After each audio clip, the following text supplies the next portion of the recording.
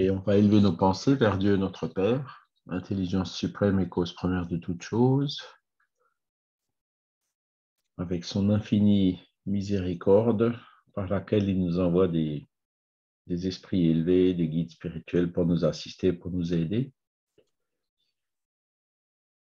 Et pour bénéficier de cette aide, il faut que nous fassions notre travail, notre part d'études, d'efforts, de bonnes pensées, de pratique de la charité autour de nous, donc qui nous élève et leur permet donc par l'inspiration, l'intuition, de décupler nos forces, de nous aider à surmonter les obstacles et les difficultés naturelles de la vie, et aussi d'accomplir les missions que nous sommes engagés à réaliser dans le programme de cette incarnation. Donc, nous les remercions pour cette occasion de pouvoir être réunis aujourd'hui pour examiner un nouveau guide d'études de ce cours, notamment aujourd'hui sur Allan Kardec, que son exemple puisse nous servir pour nous motiver dans ce sens et que ces lectures puissent également être utiles pour les esprits qui pourraient y assister dans nos domiciles respectifs. Voilà. Alors, bonsoir à tous. Je vais garder la salle d'attente sous les yeux. Donc, depuis le début de l'année, on avait vu donc le contexte historique, le spiritisme, définition et but, les points principaux de la philosophie, les phénomènes qui ont précédé le spiritisme. C'était la semaine dernière à Iceville et l'étape tournante. Et aujourd'hui, on va voir Allan Kardec, le professeur et le codificateur. Les vidéos, alors celle du cours de la semaine dernière, j'ai un peu traîné avant de le mettre, mais ça y est, elle y est. Donc, vous pouvez les voir sur la chaîne YouTube Allan Kardec de la Fédération Spirit Française. Donc, aujourd'hui, on va voir, en fait, c'est une petite biographie d'Allan Kardec, par qui tout a commencé. Alors, il y a plusieurs biographies qui ont été faites sur Allan Kardec. Donc, une toute première assez courte qui a été prononcée par Camille Flammarion à la cérémonie de son enterrement. Après, la deuxième, plus ancienne, c'est celle qui a été faite en 1873 par Anna Blackwell. Donc, c'est une Anglaise qui vivait à Paris et qui avait traduit le livre des esprits en anglais et dans laquelle il y avait cette biographie. Ensuite, bon, vous en avez eu plusieurs autres. Au total, je ne les ai pas comptés, mais il doit y en avoir bien une quinzaine ou une vingtaine aujourd'hui. Parmi les plus connus, il y a celle de Henri Sauce, qu'il a écrit tout au début du XXe siècle. Henri Sauce n'avait pas connu Kardec personnellement. Et sinon, la suivante, qui a vraiment été la plus complète, elle a été faite par deux Brésiliens, Francisco Tizen et Zeus Van Tuyl, qui étaient venus à Paris dans les années 70, et donc ils avaient fait des recherches assez minutieuses et remarquables pour l'époque, où il n'y avait pas encore Internet, sur Hippolyte Léon Denis Rivail, qui était le vrai nom d'Allan Kardec. Et donc, c'est une biographie en 2 volumes que vous pouvez trouver aussi chez Jean-Pierre Pipineau, si ça vous intéresse.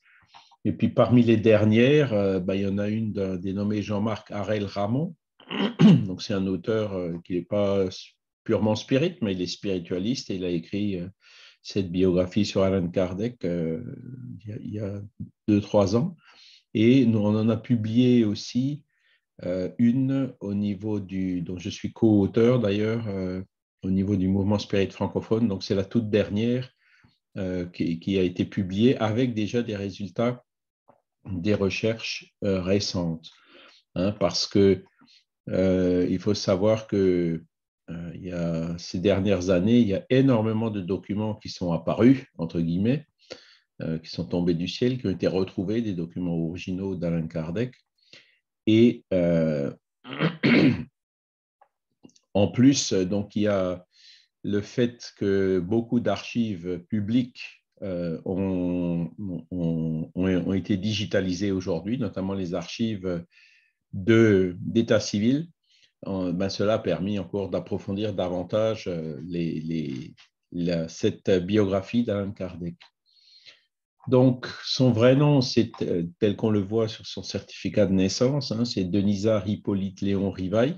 C'est dans cet ordre-là que c'est écrit sur, et Hippolyte écrit comme ça, hein, Hypolite, parce qu'il y a 4 manières d'écrire Hippolyte qui sont admises, et donc celle qu'il utilisait, qui a sur son certificat de naissance, c'est celui-ci. Il est né à Lyon le 3 octobre 1804. Donc, il est né dans... l'adresse, c'est rue Sala. Hein, et rue Sala, en fait, là où il est né, c'était un établissement d'eau thermale dont une des propriétés, c'était d'aider les femmes qui avaient des difficultés à avoir des enfants. Hein. Donc, c'est pour ça que sa mère, elle était là-bas quand il est né, mais ils n'habitaient pas à Lyon. Kardec, Rivail, le petit Rivail et la famille n'ont jamais habité à Lyon. Ils ont habité en fait à Bourg-en-Bresse et dans une petite ville à Bourg-en-Bresse, à côté de Bourg-en-Bresse, qui s'appelle Saint-Denis-les-Bourgs. Voilà. Qu'est-ce qu'on peut dire d'autre? Ses parents, ils s'étaient mariés en 1792, donc 12 ans avant sa naissance, qui est une période longue pour l'époque, donc qui n'était pas compris par les premiers biographes. Et maintenant, on comprend mieux parce qu'en fait, il a eu un grand frère et une grande sœur qui sont nés avant lui, mais qui sont décédés jeunes. Et on a découvert aussi plus récemment qu'il a eu une petite sœur qui est née en 1806, qui s'appelait Isaure, et on ne sait pas encore où et quand elle est décédée, mais elle a aussi dû mourir relativement jeune, puisque quand il s'est marié en 1832, il était le fils unique. Hein. Donc, ça, ce sont des choses maintenant qu'on a réussi à établir. Alors, si un jour l'un d'entre vous a une inspiration ou trouve quelque chose sur Isaure, on sait pas, elle n'est pas morte à Bourg-en-Bresse, ni à Saint-Denis-les-Bourgs, ni à Lyon. Hein, on a déjà cherché un peu partout. Mais bon, elle a dû décéder quelque part aussi relativement jeune. Alors, ce qu'on a trouvé aussi récemment, c'est que son père, Jean-Baptiste Antoine Rivail, il était avocat ou juge militaire. Et il exerçait dans l'armée des Alpes qui à un moment donné, était dirigée par le général Napoléon. Et donc, il était relativement proche de Napoléon. Et donc, en 1804, Napoléon, en fait, s'est fait couronner empereur en décembre, hein, 2 mois après la naissance de Rivail. Et le père de Rivail il était en ce moment temporairement, enfin, au moment de la naissance, temporairement à Paris.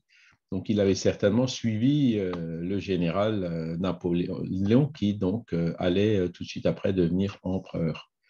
Donc, on n'a pas plus de détails encore sur ce qu'a fait Jean-Baptiste Antoine Rivail à Paris. Ce qu'on sait par contre, c'est que quand est né Isaure Rivail en 1806, donc ça on le voit sur son certificat de naissance, il habitait dans une ville qui s'appelle Belvès en Dordogne. Et ce qui est établi par plusieurs documents, hein, notamment le certificat de mariage, et puis d'autres documents où la mère de Kardec, hein, qui était Jeanne-Louise Duhamel, a vendu un certain nombre de biens qu'elle possédait dans le département de l'Ain, c'est que le Jean-Baptiste Antoine Rivail avait, entre guillemets, disparu sans laisser de nouvelles aux alentours de 1807. Donc, ça veut dire que le jeune Denisard Hippolyte Léon Rivail, il était orphelin de père quand il avait 3 ans. Voilà, le père avait disparu. Et là aussi, les mensonges ne tiennent pas longtemps. On a retrouvé ces traces. Hein, ce sont des généalogistes catholiques hein, qui nous ont aidés à retrouver le fait que Jean-Baptiste Antoine Rivail est en fait mort vers 1800, je ne sais plus, c'est 41 ou... Non, 1800. 1934, hein, qu'il est en fait décédé à Périgueux, en Dordogne. Et donc ça, on a pu aller donc, en Dordogne, voir sa succession et donc en savoir un peu plus. En fait, à l'époque, donc, il était hébergé chez un cafetier à qui il avait donné tout son héritage. Et donc, quand le cafetier, il est allé voir cet héritage après la succession, en fait, il avait pratiquement plus aucun bien. En fait, il est mort pauvre. Et il y avait juste une rente d'un capital qui ne lui appartenait pas à lui, mais qui appartenait à une veuve, Marie Lavaur, veuve Trémoulet de l'Essal, si je me rappelle bien.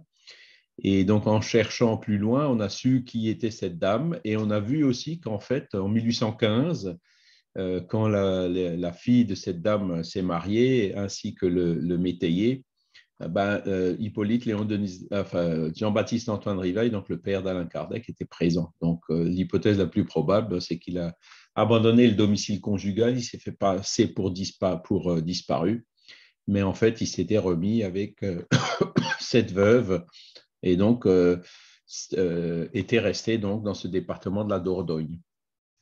Donc, comme résultat, le petit Denisard Hippolyte Léon Rivail, il a grandi tout seul, enfin, avec dans son noyau familial qui était la mère, la grand-mère, hein, la mère de la mère, et ainsi qu'un oncle, donc un frère de la mère. Et donc, c'est dans ce noyau familial qu'il a grandi. Alors, le grand-père Duhamel, hein, le grand-père maternel d'Hippolyte, c'était quelqu'un de très connu dans le département de l'Ain. Hein. Il était pas préfet, gouverneur, enfin, vous voyez, c'est dans les autorités locales, quelqu'un de très influent. Et il a été guillotiné en 1794 par les révolutionnaires, juste après la Révolution, qui était particulièrement sanguinaire dans le département de l'Ain. Donc voilà pourquoi il a grandi avec uniquement ces trois personnes. Ils ont néanmoins réussi à le faire étudier dans cet institut de Pestalozzi. Donc ça, c'est un fait qui est connu dans les biographies. Tout ce que je viens de vous raconter, ces détails-là, vous ne le trouverez pas, sauf dans la toute dernière biographie, mais dans les plus anciennes, il n'y avait pas. C'est des choses qui n'avaient pas encore été retrouvées. Donc, par contre, le fait qu'il ait étudié chez Pestalozzi, on le trouve dans toutes les biographies, à Yverdon en Suisse. Et c'était un institut parmi les plus célèbres d'enseignement à l'époque en Europe. Hein. Donc, il a côtoyé là-bas plein de jeunes collègues qui venaient de différents pays, de différentes cultures, de différentes religions. C'était un moment assez fondamental, je pense, dans son éducation parce que ça lui a donné cette ouverture culturelle. Hein, et l'un, c'était exclusivement catholique à l'époque, mais là, il avait connu des orthodoxes, il avait connu des protestants, il avait connu des amis qui parlaient anglais, néerlandais, russe, etc.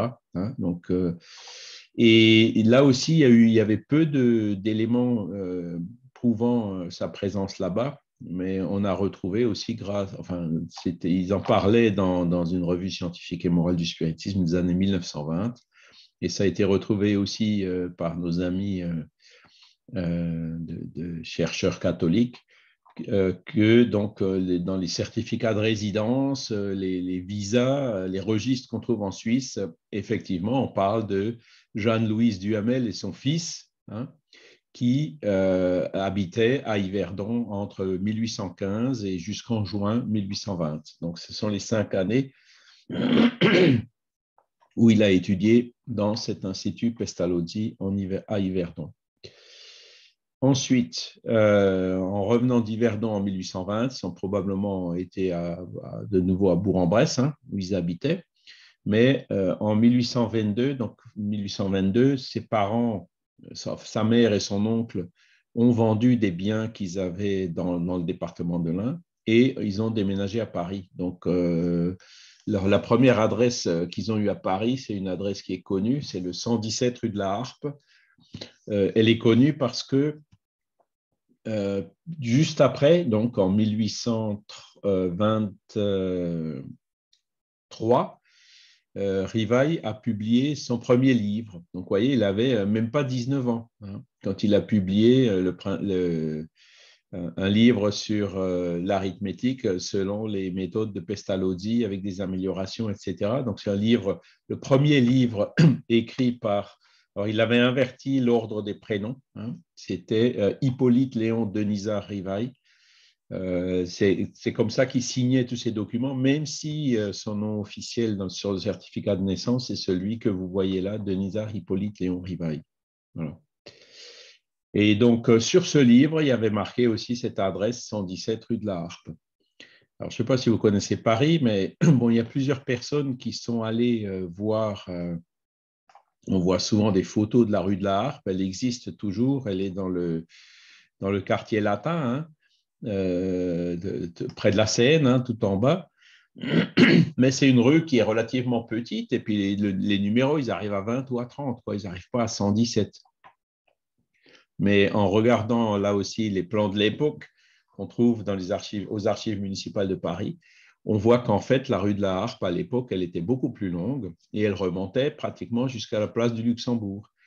Et donc, c'est quelques années plus tard que les grands boulevards où ils ont été faits à Paris, hein, et notamment le boulevard Saint-Michel, qui a été fait dans la deuxième, enfin, au milieu à peu près du 19e siècle.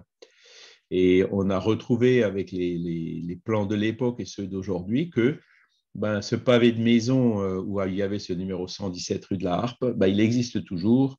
Alors, je n'ai pas le numéro par cœur, mais je crois que c'est 56 ou 57 boulevard Saint-Michel aujourd'hui. C'est le pavé, quand vous montez le boulevard Saint-Michel, à pied bien sûr, puisqu'il est sens unique en descendant, vous avez sur votre gauche la place de la Sorbonne, et puis c'est le pavé de maison juste après. Voilà. Et donc, on voit très bien la forme des immeubles et tout qui existaient en 1823, 22, 23 et qui existent encore aujourd'hui. Voilà pour la petite histoire. Et c'est là donc où il a écrit ce livre. Quelques années plus tard, il a fondé, je vais descendre, je pense, hein, parce qu'on trouvera plus les détails en bas. Cours pratiques et théoriques d'arithmétique d'après les principes de Pestalozzi avec des modifications. Hein. Donc, c'était annoncé en février 1823 et donc le livre il est sorti en décembre 1823 quand il avait 19 ans. Voilà. Il a commencé sa carrière pédagogique. Donc, il a publié beaucoup d'autres livres ainsi que des plans pour améliorer l'éducation publique. Donc, vous voyez, 1828. Plan proposé pour l'amélioration de l'instruction publique. C'est un plan qui a été connu à l'époque puisqu'il a été présenté dans le ministère de l'Éducation de l'époque hein, et il y avait pas mal de commentaires très favorables sur ce document qu'il avait réalisé. Après, il a écrit une grammaire, 1831. Encore une fois, un document sur le système d'éducation en harmonie avec les besoins de l'époque, 1831. Un mémoire sur l'instruction publique aussi en 1831. Ensuite, les manuels des examens pour les brevets de capacité, 1846. Traité complet d'arithmétique, 1847, hein, pour les exercices. Réforme concernant les examens et les maisons d'éducation, 1847. Catéchisme grammatical de la langue française, 48. Dictée normale des examens, 49. Dictée du premier et du second âge, 1850. Et la grammaire normale des examens il était co-auteur avec une autre personne qui s'appelle Lévi Alvarez en 1849. Donc, vous voyez, il a vraiment écrit beaucoup d'ouvrages pédagogiques. C'était en fait sa carrière hein, depuis 1823. Il s'est consacré à l'éducation. Il avait d'ailleurs fondé en 1825 vous voyez, une école du premier degré qui fonctionnait rue Richer à Paris, parce que le rue de la Harpe, c'était certainement trop petit. Puis, ils avaient déménagé rue Vaugirard, hein, où ça fonctionnait les années suivantes. Et en août 1831, donc, l'Institut, allant croissant, c'était le primaire, après le premier degré, après c'était le secondaire aussi. Il y avait plusieurs classes, etc. Donc, l'Institut, il a déménagé dans un local assez ample qui est au 35 rue de Sèvres et qui était loué à des jésuites.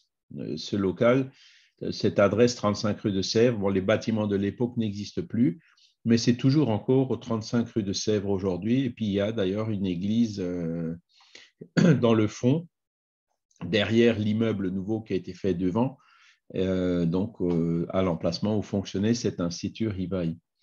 Et donc, il a travaillé, cet institut a fonctionné sous sa direction entre 1831 et 1840. Pour un certain nombre de raisons, il a dû le fermer. Là, vous voyez les sociétés savantes dans lesquelles il a participé, puisque comme il était connu dans le domaine de la pédagogie, ben forcément, il allait dans ces différentes sociétés. D'encouragement pour l'industrie nationale en 1825, 21 ans. Émulation, agriculture, sciences, l'art de département de l'Ain, tiens, vous voyez, donc là où il était jeune en 1828.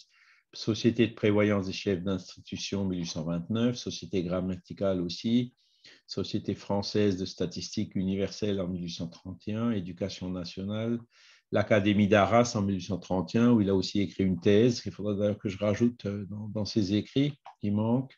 L'Institut historique en 1834. L'Institut historique, c'est un institut, quand vous cherchez sur Wikipédia, qui est très connu, hein, où il y avait des gens comme Ampère, Lamennais, Lacordaire, il y avait plein. Donc, vraiment, Rivail côtoyait l'intellectualité de l'époque en France, hein, dans ces différentes sociétés. Et ce qui est intéressant, c'est qu'il avait vraiment connu Lacordaire et Lamennais, qui sont deux qui se sont désincarnés avant la codification du spiritisme et qui ont donné des communications à la Société parisienne des études spirites, hein, après 1858, et il les avait en fait connus vivants. Et il dit quelque part, ben, c'est d'autant plus facile d'identifier les esprits qui se communiquent quand on les a connus alors qu'ils étaient vivants. Et donc là, ben, dans ces instituts-là, on a maintenant la preuve qu'il les avait, au moins ces deux-là, effectivement connus. Donc, il connaissait plein de monde à Paris et il y a plein de monde qui le connaissait. C'était vraiment quelqu'un qui était devenu célèbre dans ce milieu de la pédagogie. Voilà. Voilà, donc en 1840, des circonstances matérielles indépendantes de sa volonté. Les biographes disent que c'est son oncle qui était vicié au jeu et qui avait perdu beaucoup d'argent, il avait ruiné la famille. Il a été obligé de vendre cet institut, donc ça, on en a la preuve de cette vente, dénommé Pitolet, M. Pitolet. Donc l'institut continue à être dirigé par M. Pitolet et plus par Rivail. Ce M. Pitolet, apparemment, c'était quelqu'un qui n'était pas aussi rigoureux que lui, puisque quand il a rendu l'institut, ça n'a duré que 2 ans ou 3 ans, quand il a rendu le local aux jésuites, c'était assez délabré. Et les jésuites ont ensuite fait un procès à Pitolet. Et puis comme le pauvre Rivail, il était plus ou moins resté garant, puisque la location, elle était à son nom. C'est lui qui a été obligé, en plus de la ruine, par au jeu les pertes de son oncle. C'est lui qui a été obligé de payer, il a été condamné à payer pour les réparations dans le local qui ont été causées par d'autres. Voilà. Et à partir donc de 1840, il a été obligé de se débrouiller, d'exercer d'autres activités. Donc on voit des activités dans une banque d'échange avec de Lachâtre, hein, le Maurice Lachâtre qui a écrit, c'était un encyclopédiste de l'époque, hein, qui a été obligé de s'exiler en Espagne un peu plus tard, hein, parce qu'il était républicain. Et donc, après le coup d'État de Napoléon, comme Victor Hugo, comme d'ailleurs Pierre Gaëtan Lesmarie et d'autres, ont été obligés de s'exiler. Et donc, mais cette banque d'échange, pareil, elle a duré 2 ans, puis elle a été dissoute. Donc ça n'a pas été non plus un grand succès. On a retrouvé là les documents notariés aux archives qui sous-tendent tout ça.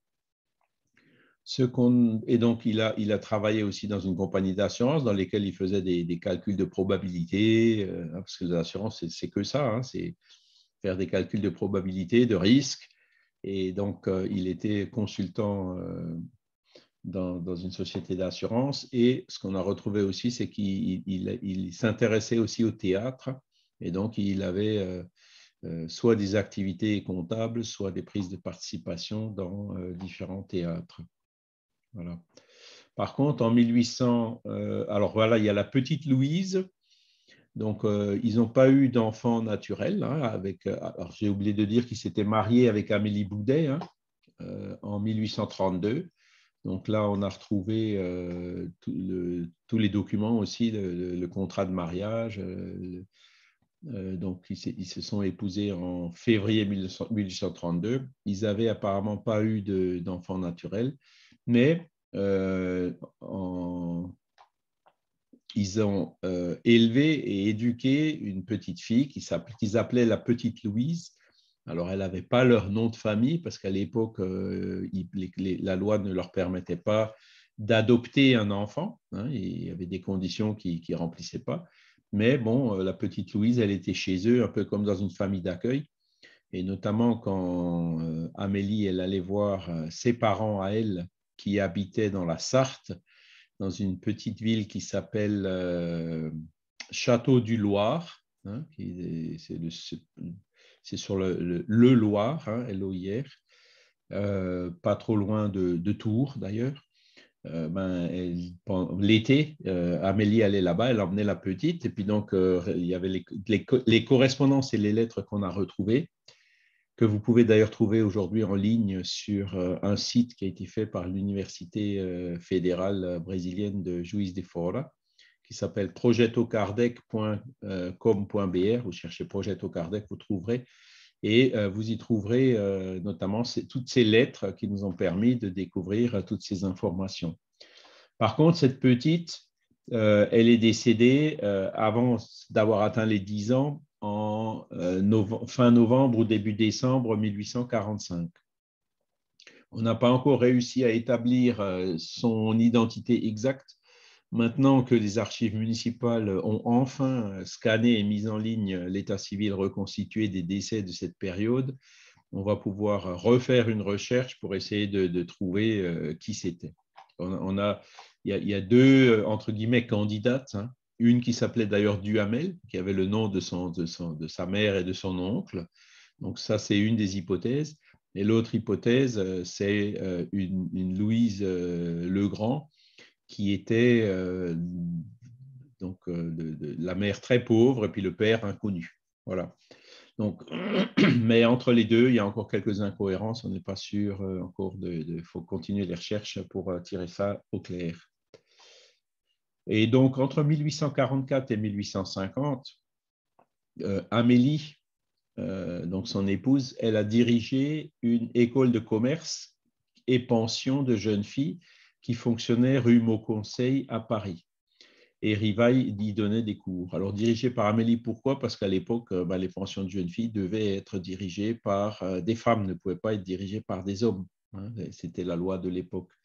Et donc, vous voyez, c'est un établissement qui a fonctionné quand même pendant 6 ans, au moins, qui était assez prospère, hein, où ils avaient pas mal d'élèves. Et on a retrouvé des discours. Et il y en a quelques-uns qu'on a commencé à publier dans la revue Spirit, hein, pour ceux qui sont abonnés.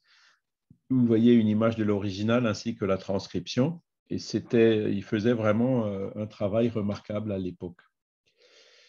Par contre, là encore, en 1850, pour différentes raisons, ils ont été obligés de céder ce pensionnat à quelqu'un d'autre.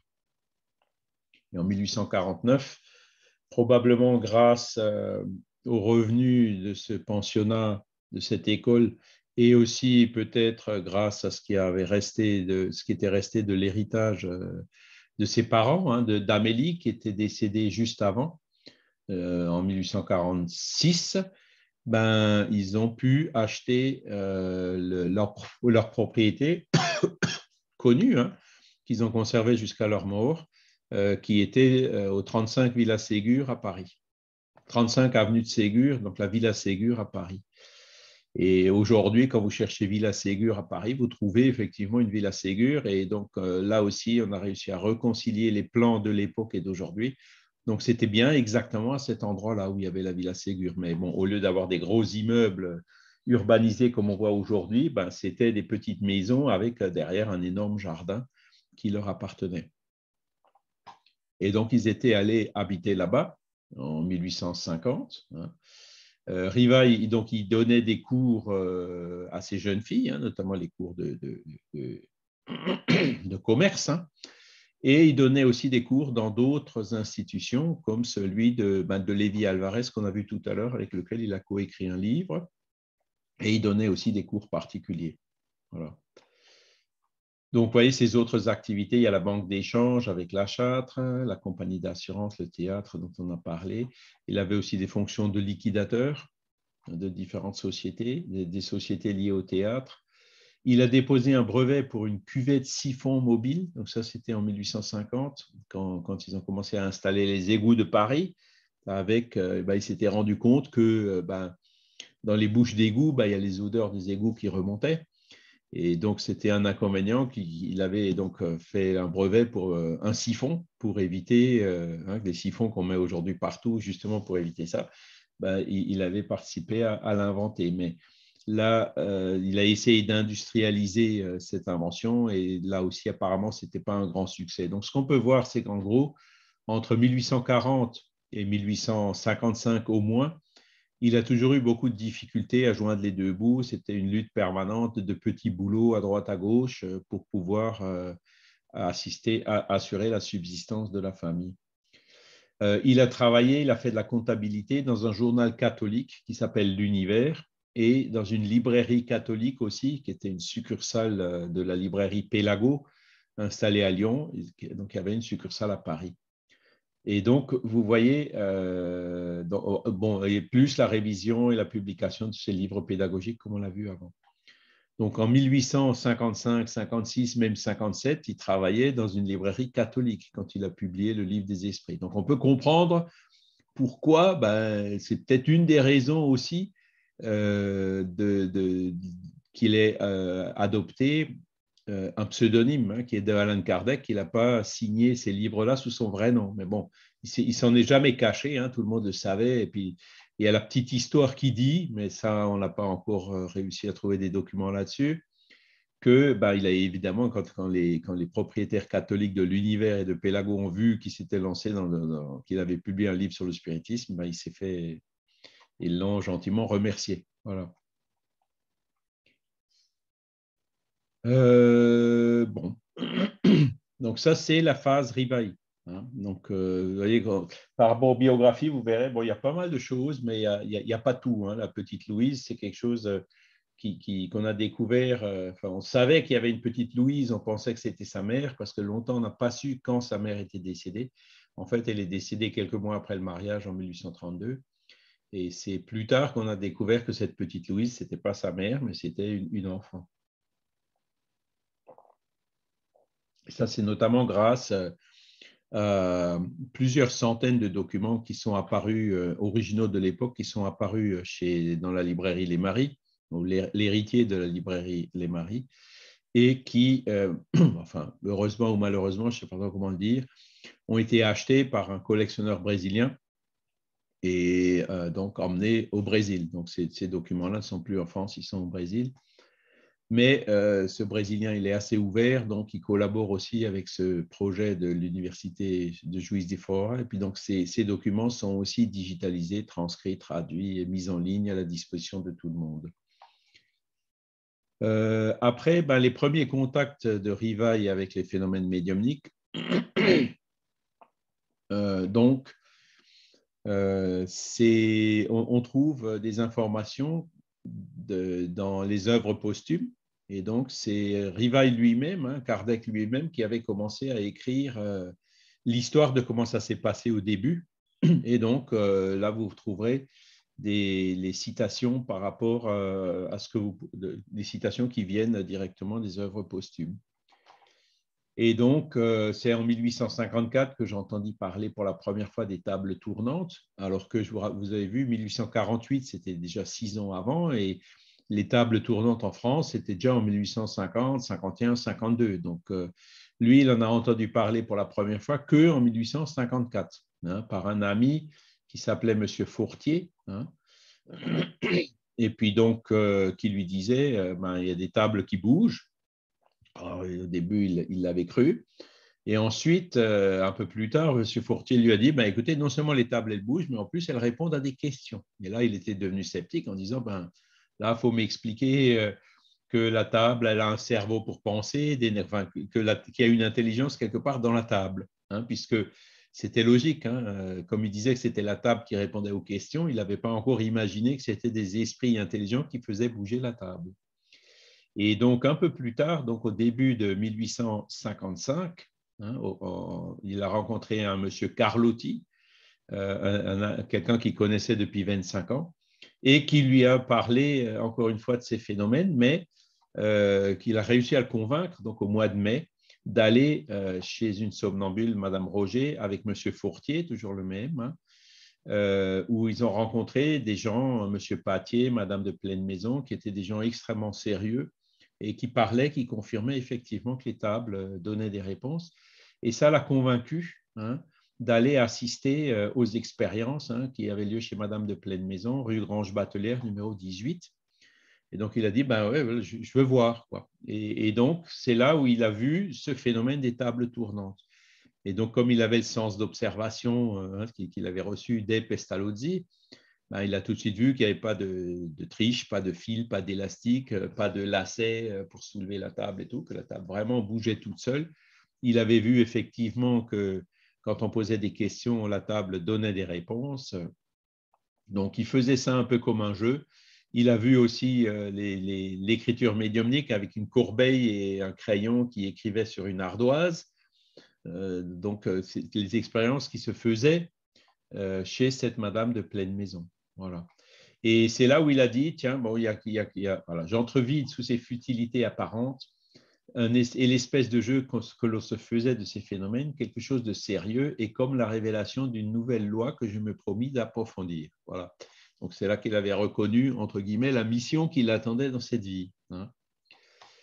Voilà. Et donc, il avait observé vraiment dans le détail, hein, il avait connu aussi la famille Baudin, hein, où il y avait les deux jeunes femmes. Alors, ce n'étaient pas des filles de 15 et 16 ans, comme c'est dit dans certaines biographies, mais elles avaient déjà 22, 23 ans. Et elles s'étaient mariées d'ailleurs en 1857. Donc là aussi, on peut vous donner on les a publiés aussi dans la revue Spirit, leur identité exacte. Ils habitaient rue de Rochechouart et donc là, il a commencé à participer régulièrement à ces séances. Hein. Et les deux demoiselles Baudin, en fait, elles écrivaient. C'était déjà de la psychographie, donc ça permettait quand même d'avoir des questions et des réponses un peu plus soutenues. Voilà. Et donc, c'est là où il a dit qu'il a commencé à analyser les réponses qui étaient venues, et puis il a dit, ben, c'est pas possible que ça vienne des médiums, ça vient vraiment d'une autre intelligence. Voilà. C'était un effet intelligent qui devait avoir une cause intelligente étrangère. Et donc, les études sérieuses, il a vraiment commencé à les faire chez la famille Baudin. Hein. Il avait pris la conscience de l'ampleur et de la tâche qui l'attendait. Hein. Mais donc, il s'était vraiment engagé à fond dans ses études, hein, en parallèle avec ce travail de comptable aux librairies Pélago et au journal catholique L'Univers. Et, vous voyez, il fallait agir avec circonspection, être positiviste et non idéaliste. Donc, alors ça s'est terminé fin janvier, l'exposition Phantographie qui a eu lieu à la maison d'Auguste Comte à Paris, hein, dans le 6e, que je suis allé visiter en décembre. Et le conservateur du musée là-bas, il m'avait dit, ouais, mais enfin, j'avais trouvé bizarre qu'il y avait le buste de Kardec et puis des images de fantômes dans la maison d'Auguste Comte, qui était le chef du positivisme. Et donc, quand j'avais posé la question, comment ça se fait que vous avez fait cette exposition ici, hein? Et il m'a dit, effectivement, tout opposait Kardec et Auguste Comte. Je dis, non, non, parce que Kardec, en fait, il a utilisé la méthode positive, la méthode d'Auguste Comte, la méthodologie scientifique de l'époque, si vous préférez, pour étudier ces phénomènes-là. Hein. Et là, on le voit dans ses propres écrits, il a dit il fallait être positiviste et non idéaliste. Hein. Il fallait y aller avec le sens de l'observation et de recherche, la méthodologie scientifique, et non pas, surtout pas avec des idées préconçues. Hein. Et c'est comme ça qu'il a donc petit à petit commencé à recueillir les éléments qui lui ont permis d'écrire le livre des esprits, qui est paru à peine moins de 2 ans après, donc en avril 1857. Les premiers résultats de mes observations, c'est que les esprits n'étant autres que les âmes des hommes n'avaient ni la souveraine sagesse ni la souveraine science. Donc il a vu qu'il y a des esprits qui racontaient n'importe quoi, qu'il fallait exercer le discernement et puis trier les communications.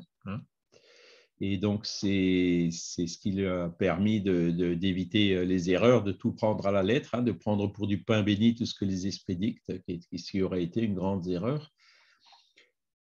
Et ensuite, ben voilà, les esprits, mais qui vous êtes pour donner ces communications? Ben, nous sommes les esprits, on était vivants, on s'est sur la terre, pour moi, pour certains d'entre eux, on s'est désincarné, puis maintenant, depuis le monde des esprits, on arrive à se communiquer avec vous par ce biais, par ces moyens, donc par la médiumnité.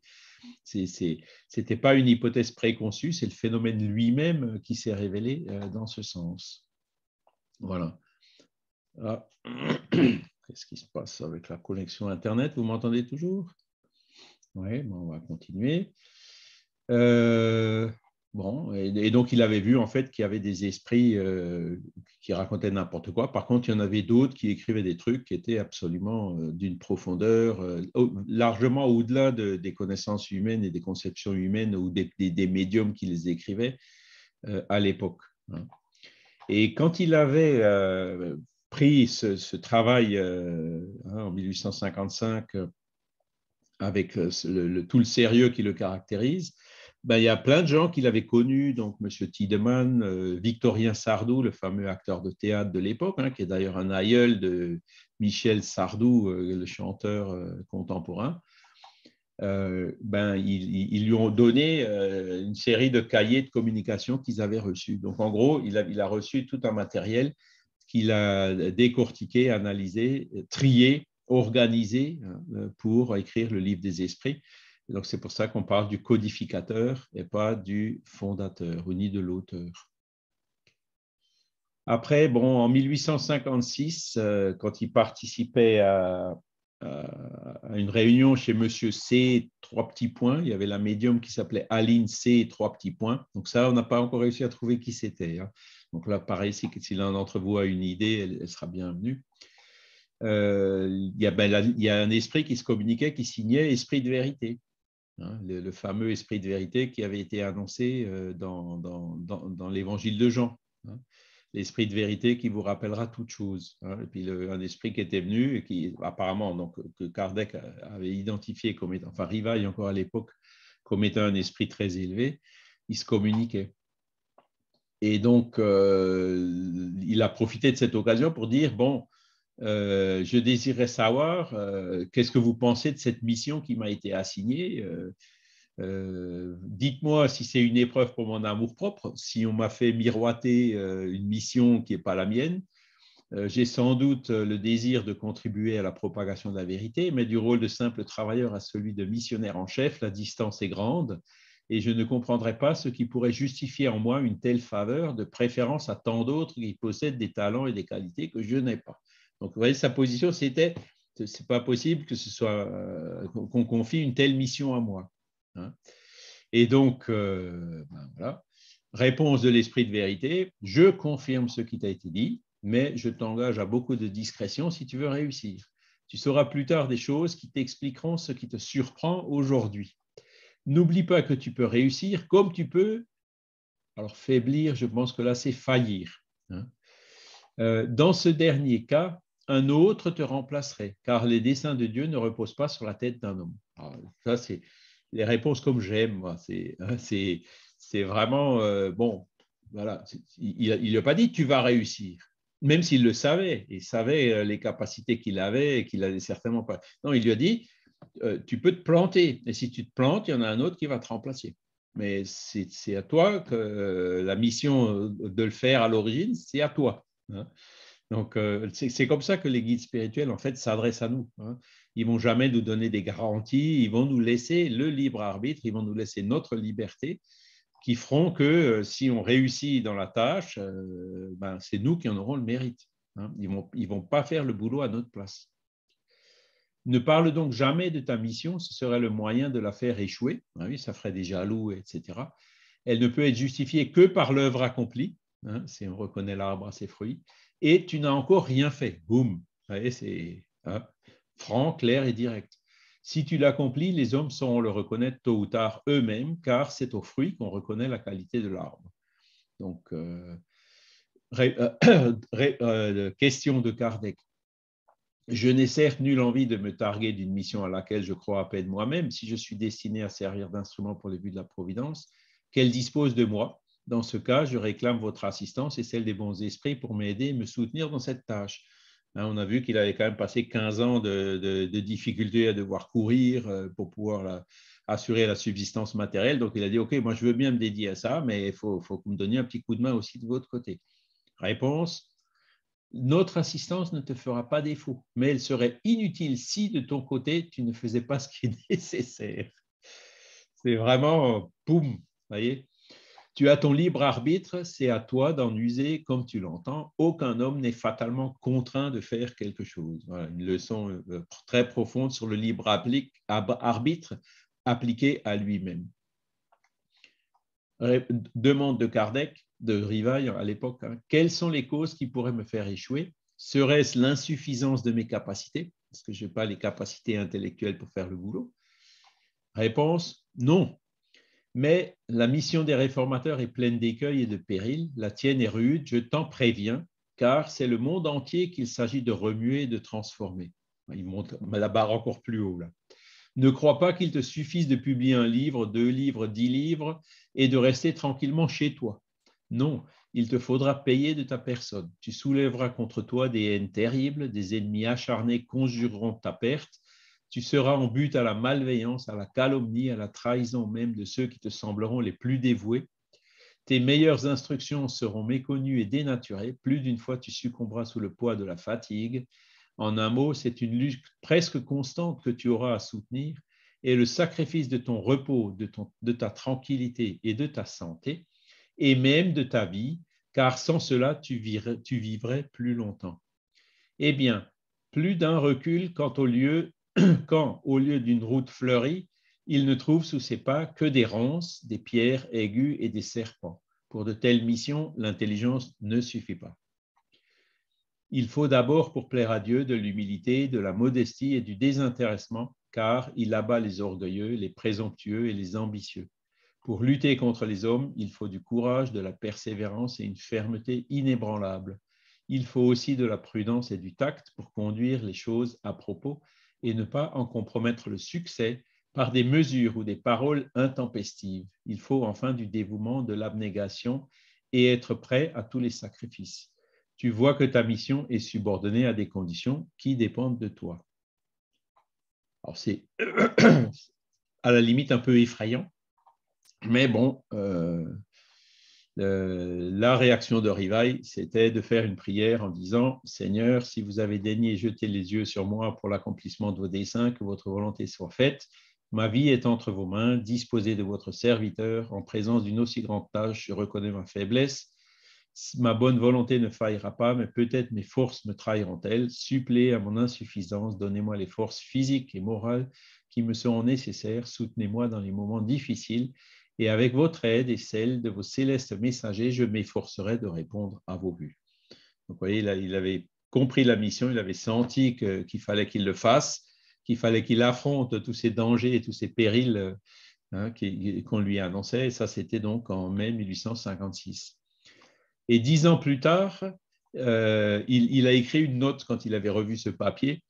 J'ai écrit cette note au 1er janvier 1867, 10 ans et demi après que cette communication m'a été donnée, et je constate qu'elle s'est réalisée de tout point, car j'ai éprouvé toutes les vicissitudes qui m'y sont annoncées. J'ai été en but à la haine d'ennemis acharnés, à l'injure, à la calomnie, à l'envie, à la jalousie. Des libellés infâmes ont été publiés contre moi. Mes meilleures instructions ont été dénaturées. J'ai été trahi par ceux en qui j'avais mis ma confiance, payé d'ingratitude par ceux à qui j'avais rendu service. La Société de Paris a été un foyer continuel d'intrigues ourdies par ceux-mêmes qui se disaient pour moi et qui, tout en me faisant bonne mine par devant, me déchiraient par derrière. Ils ont dit que ceux qui prenaient mon parti étaient soudoyés par moi avec l'argent que je recueillais du spiritisme. Je n'ai plus connu le repos. Plus d'une fois, j'ai succombé sous l'excès du travail. Ma santé a été altérée et ma vie compromise. 1867, il avait déjà passé par différentes alertes au niveau de sa santé, hein. Surtout 1867, il a failli, il était enfin 1865, pardon, il a dû se retirer pendant 3 mois pour se reposer un peu, parce que sinon il serait mort, il n'aurait pas pu finir ses derniers livres. Cependant, grâce à la protection et à l'assistance des bons esprits qui m'ont sans cesse donné des preuves manifestes de leur sollicitude, je suis heureux de reconnaître que je n'ai pas éprouvé un seul instant de défaillance ni de découragement et que j'ai constamment poursuivi ma tâche avec la même ardeur sans me préoccuper de la malveillance dont j'étais l'objet. D'après la communication de l'esprit de vérité, je devais m'attendre à tout cela, et tout s'est vérifié. Mais aussi, à côté des vicissitudes, quelle satisfaction n'ai-je pas éprouvée en voyant l'œuvre grandir d'une façon si prodigieuse? De combien de douces compensations mes tribulations n'ont-elles pas été payées? Que de bénédictions, que de témoignages de réelle sympathie n'ai-je pas reçus de la part des nombreux affligés que la doctrine a consolés?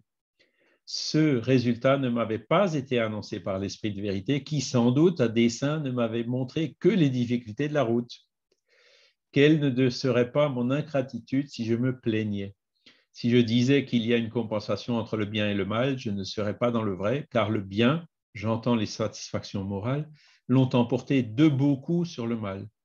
Lorsque m'arrivait une déception, une contrariété quelconque, je m'élevais par la pensée au-dessus de l'humanité, je me plaçais par anticipation dans la région des esprits, et de ce point culminant d'où je découvrais mon point d'arrivée, les misères de la vie glissaient sur moi sans m'atteindre.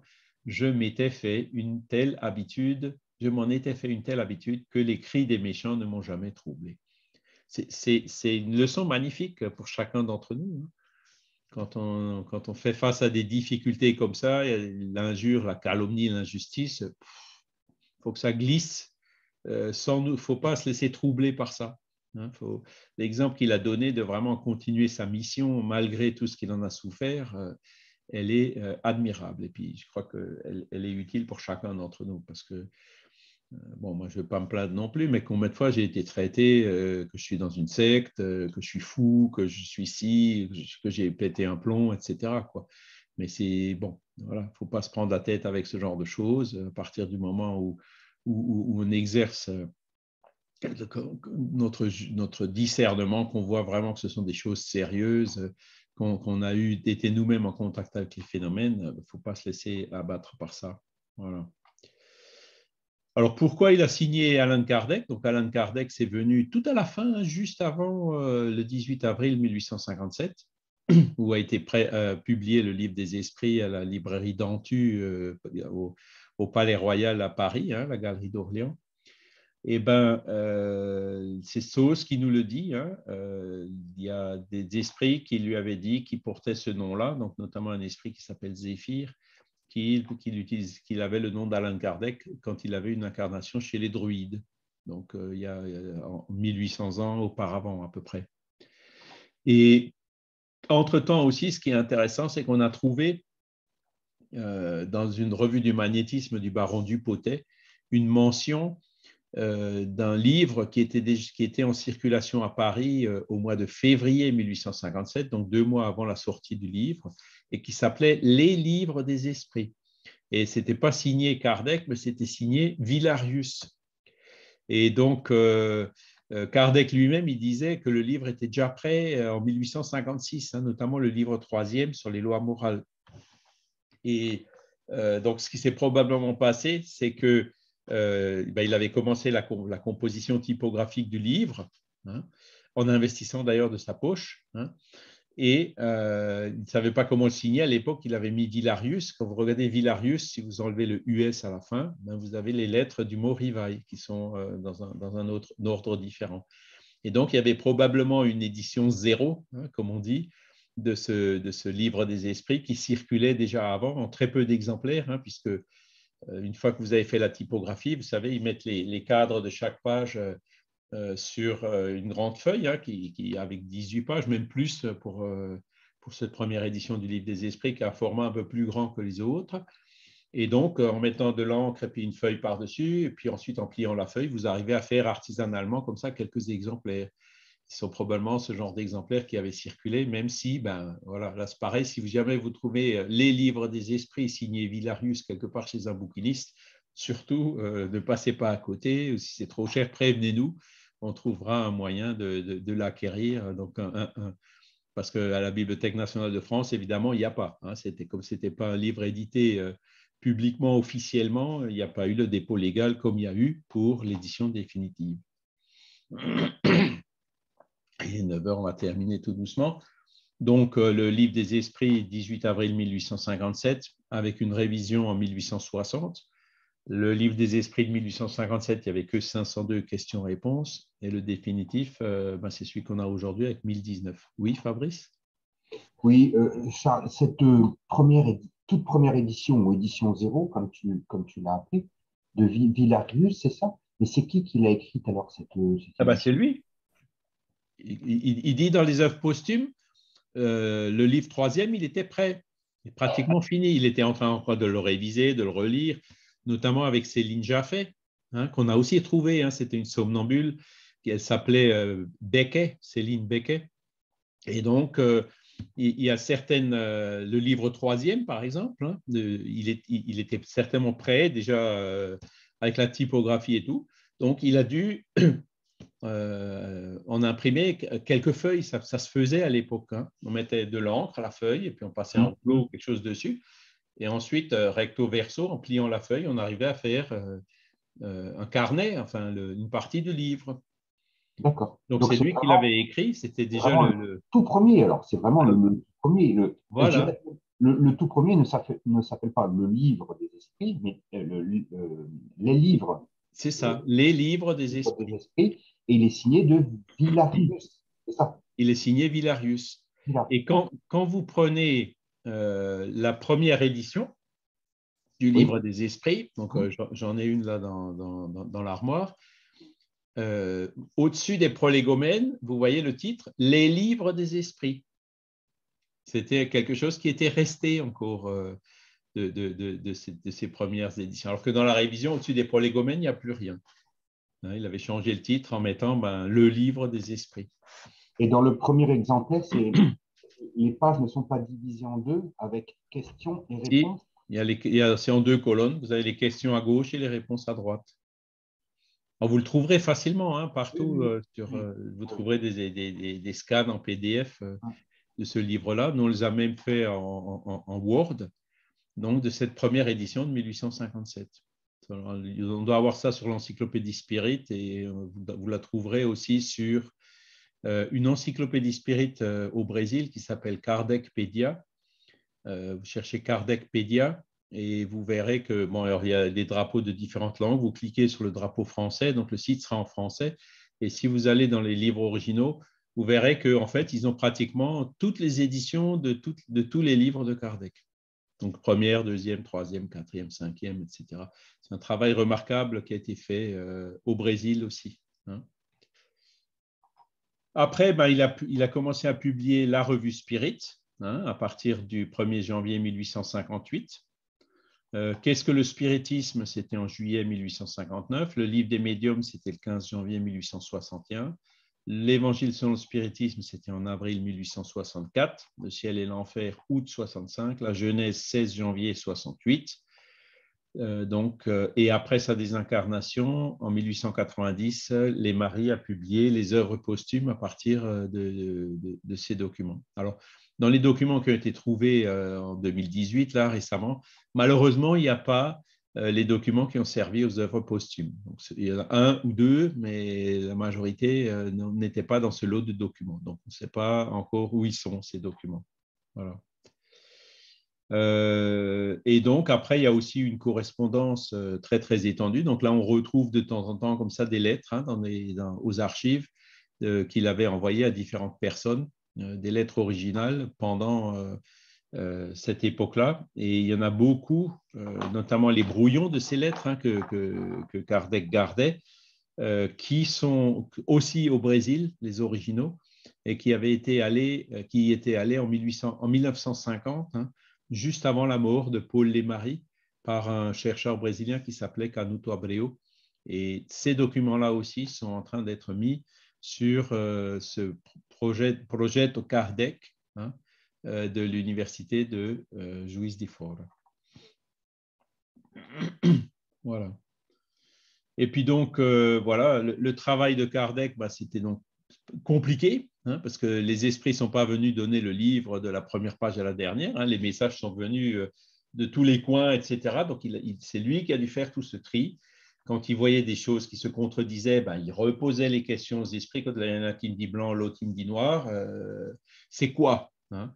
Et paf, donc là, il y a les arguments qui sont venus et qui lui ont permis donc de savoir si c'était blanc ou noir, et donc d'écrire le livre et d'assurer bien sûr la cohérence d'ensemble sur la philosophie. Voilà. Et donc le livre des esprits, c'est les réponses sont données par les esprits, ce ne sont pas les idées personnelles de Kardec, hein, ce sont les esprits qui sont venus donner des réponses.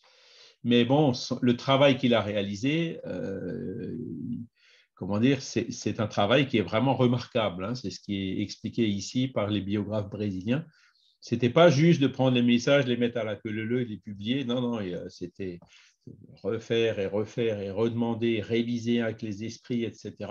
C'était un travail intense et pratiquement à plein temps qu'il a fait pendant l'année et demie entre son premier contact avec les phénomènes et la publication du livre. C'est pour ça qu'on dit que c'est le codificateur du spiritisme. Le mot codificateur vient de là. Ce n'est pas l'auteur, hein, l'auteur, ce sont les esprits, mais c'est lui qui les a mis en ordre. Et puis donc, il est mort debout le 31 mars 1869. La société avait commencé à fonctionner dans un local au Palais Royal. Lui, il habitait rue des Martyrs, hein, 8 rue des Martyrs. C'est ce qu'on voit sur l'adresse qu'on voit sur les premiers livres qu'il a publiés. Et donc après, il a déménagé au Passage Sainte-Anne. Et le 31 mars, c'était le dernier jour du bail au Passage Sainte-Anne. Il était en train de préparer, de finaliser le déménagement. Une partie, donc tout ce qui était édition, librairie, stock de livres, etc., ça devait partir rue de Lille, à Paris, hein, où il y avait la librairie. Et lui, avec tous ses documents personnels et le petit appartement qu'ils avaient au-dessus de la librairie Passage Sainte-Anne. C'est un local qui existe d'ailleurs toujours. On a les plans qui est toujours dans la même configuration que l'époque. Il devait déménager dans sa maison rue de Ségur, avenue de Ségur. Voilà. Et donc, c'est le jour du déménagement, hein. Il y a un libraire qui est venu pour rechercher quelques revues. Pouf, rupture d'anévrisme. Et donc, il est mort debout en plein travail, quoi. Voilà.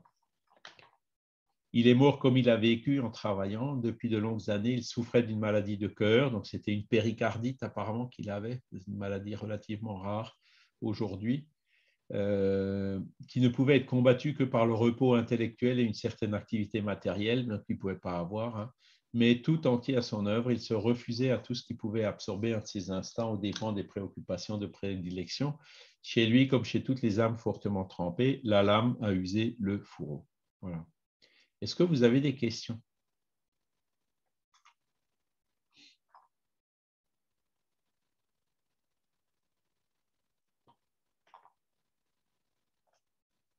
Est-ce que ça a été clair?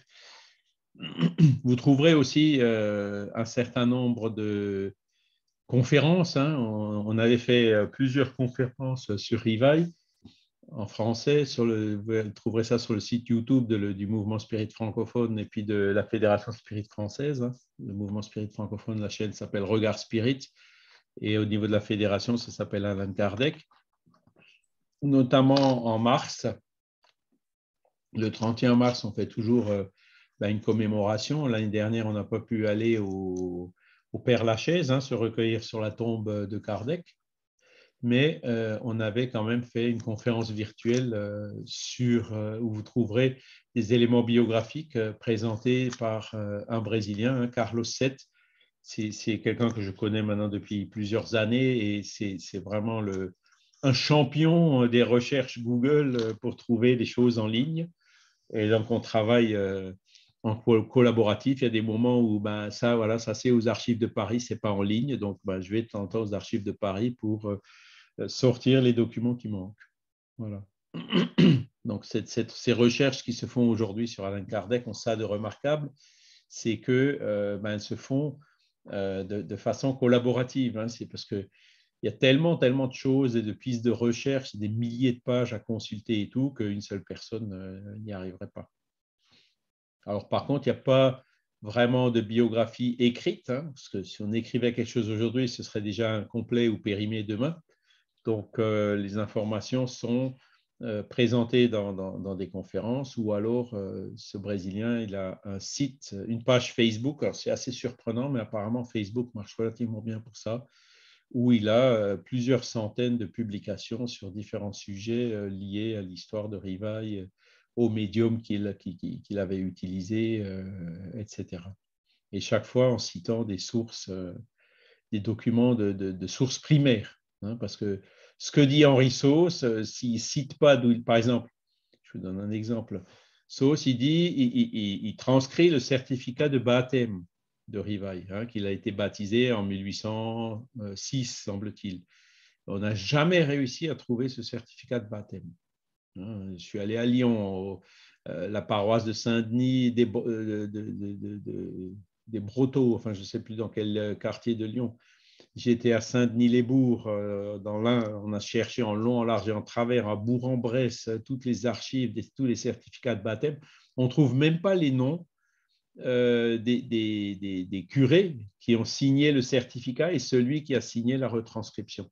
Donc, on ne sait toujours pas aujourd'hui où il a été baptisé. Sauce le dit, mais il ne cite pas la source, donc nous, on prend ça comme des informations de seconde main et pas des sources premières.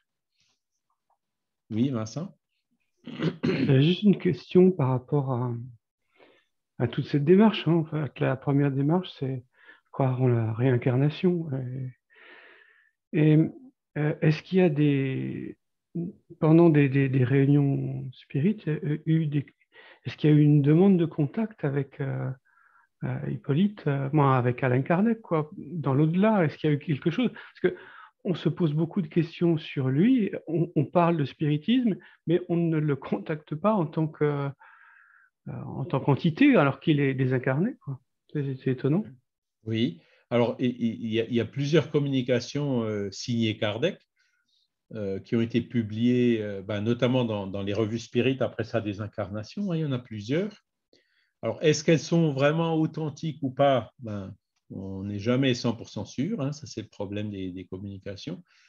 Il s'est communiqué aussi au Brésil. Hein, il y a des communications signées Kardec.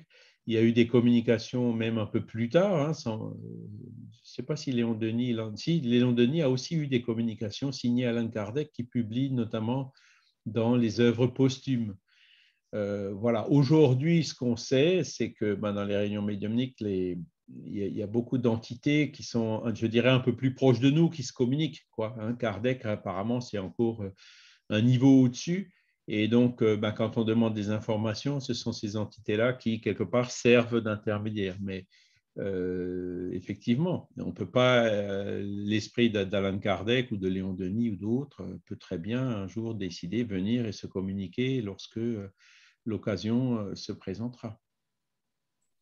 On Apparemment, cherchera, ouais. pardon. Apparemment, ce que j'ai cru comprendre dans des réunions médiumniques, c'était qu'il était plus fier de ce qu'il avait fait en tant que pédagogue de français, de la connaissance de la science, plutôt que de ce qu'il faisait en tant que codificateur de la doctrine spirit. Il était plus fier de son travail de pédagogue, de l'enseignement, que de la doctrine spirit. C'est assez étonnant, mais c'est... Alors la question c'est où est-ce que vous avez où est-ce que vous avez vu cette affirmation? Alors, il y a des gens qui font des séances médiumniques qu'on peut regarder euh, comment, en ligne et Oui. dans lequel il pose des questions. Justement, il pose des questions. Bon, il ne rentre pas dans les détails, hein, il survole son œuvre et apparemment, alors je crois comprendre qu'il y a des possibilités pour lui de revenir à Paris, hein, c'est-à-dire de visiter avec sa femme la ville de Paris aujourd'hui, mais il ne la voit pas comme nous la voyons. Il la voit encore avec les, le temps pour lui. Alors, il voit ce qui se passe aujourd'hui, mais il reste dans un monde qui est quand même le sien, de cette époque, quoi, de l'époque 1860, 1870, quoi.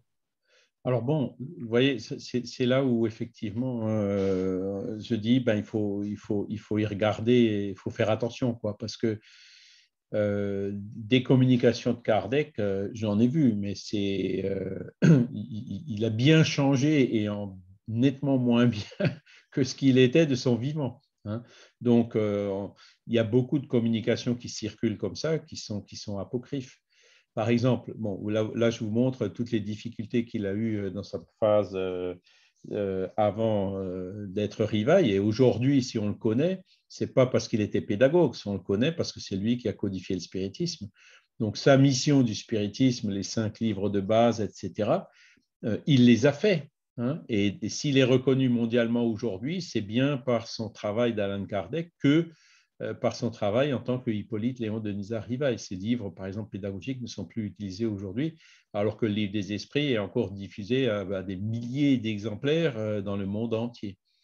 Donc, probablement, l'esprit qui est venu raconter que, en se faisant passer pour Kardec, qu'il était plus fier de ce qu'il a fait avant qu'après, ben, personnellement, je n'y mettrais pas beaucoup de crédit. Voyez, parce qu'après, bon, je suis peut-être parfois un peu machiavélique, mais quand vous êtes quelqu'un qui cherche à rabaisser un petit peu le mérite de quelqu'un d'autre, comment vous vous y prenez?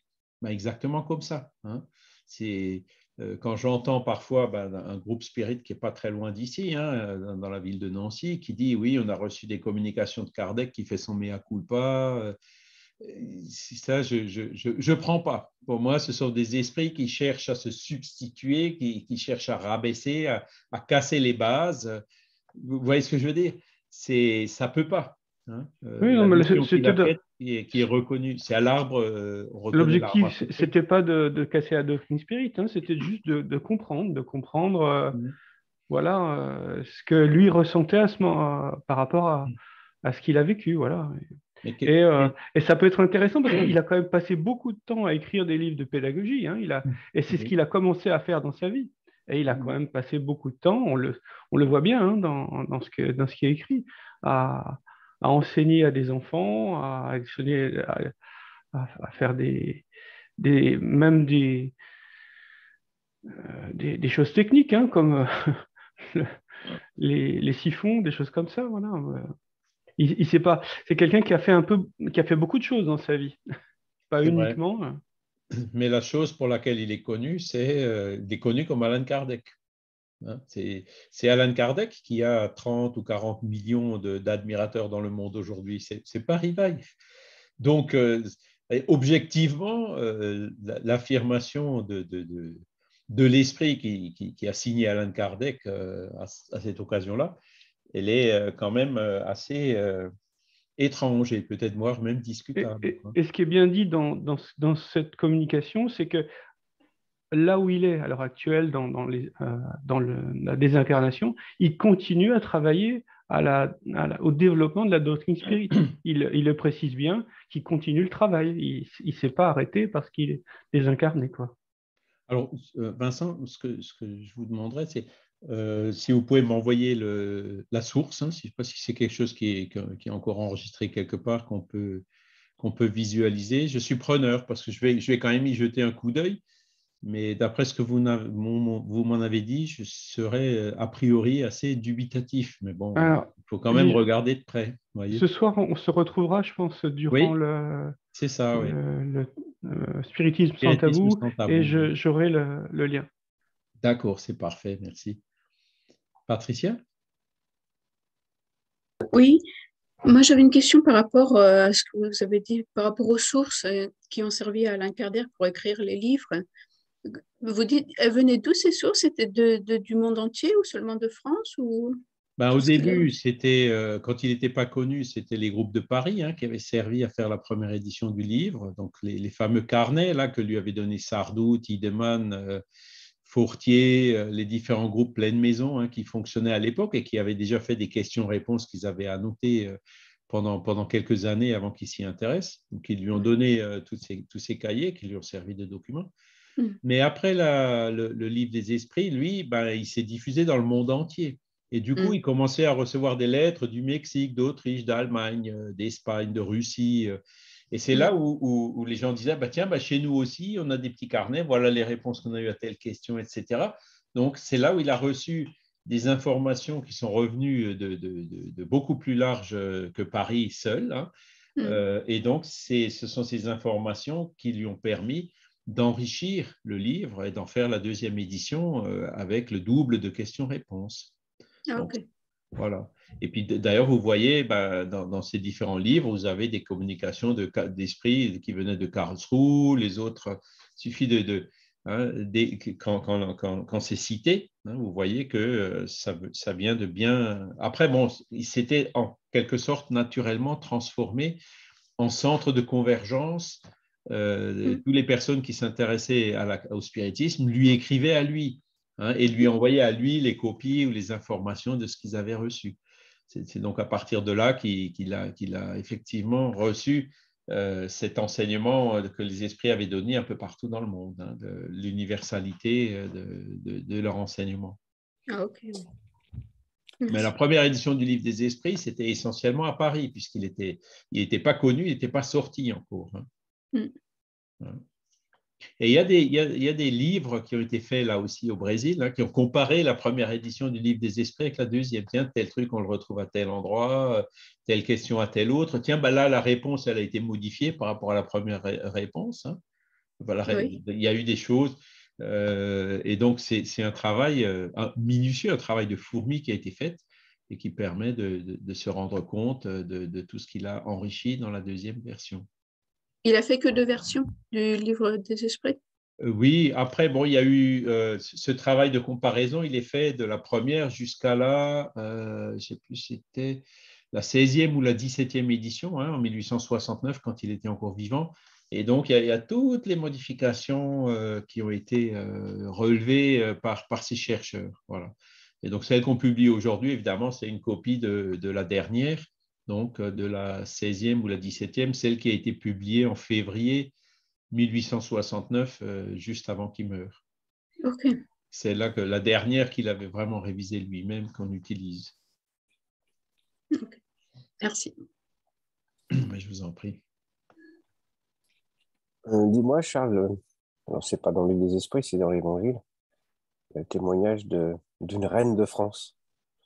On ne sait pas qui c'est réellement, cette reine de France, on n'a pas su. Écoute, je sais que dans Le ciel et l'enfer, il parle de la reine d'Oud. Donc là, il l'avait identifiée. Mais Mhm. celle-ci, faudrait que je regarde, je ne pense pas. Mhm. Mais bon, voilà, ça peut aussi faire l'objet de recherche pour essayer de savoir qui ça aurait pu être. Oui, bon, même si c'est le contenu du message qui est important, pas forcément qu'il Voilà. l'envoie, mais c'est quand même assez sympa d'avoir un témoignage comme ça d'une reine de France. Ouais, puis l'esprit guide de la société parisienne, c'était Mhm. l'esprit de Saint-Louis. Oui. Mhm. Mhm. Voilà. Bon, il est déjà 9h24. Je crois qu'on va en rester là pour aujourd'hui. Merci à tous pour Merci. votre participation. Merci aussi aux bons esprits qui nous ont assistés dans ce cours pour pouvoir prendre connaissance de ce parcours qui a amené à cette codification. Voilà, excellent dimanche et puis à bientôt. Merci. Merci Charles. Au revoir tout Merci. le monde. Bon dimanche.